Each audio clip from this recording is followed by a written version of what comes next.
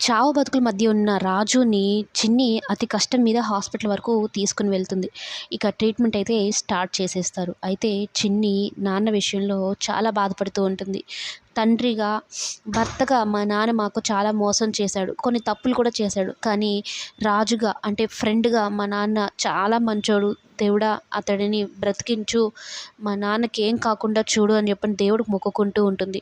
కానీ చావు బతుకుల మధ్య ఉన్నాడనమాట. ఇంకా ఆఖరి ప్రాణంగా అయితే బాలరాజు పరిస్థితి ఉంటుంది.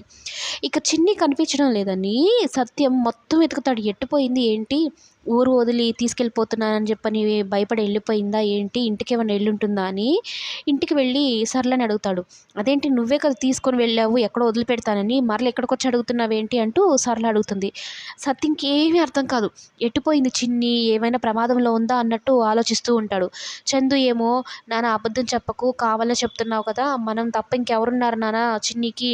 ఎక్కడుందో చెప్పు నాన్న అంటే అసలు ఏం అర్థం కాని పరిస్థితి. ఎట్టుపోయింది చిన్ని అని. లోహిత ఇంక భయం పెట్టేస్తుందనమాట సరళకి. కరెస్పాండెంట్ సార్ వచ్చినా, రాధిక మేడం వచ్చినా అందరూ మీరే చెప్తారమ్మా. నీ వల్లనే పంపించేసింది చిన్నిని అని. ఏం చెప్తావమ్మా అని.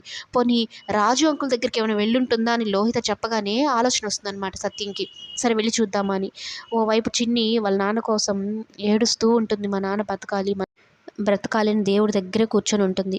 రాజు అంటే బాలరాజు గనక బ్రతికి దేవా గురించి గాని అసలు నిజంగానే బయట పెడితే ఇంత ద్రోహం చేశాడు కాబట్టి కథ మరో లెవెల్‌లో ఉండబోతుంది.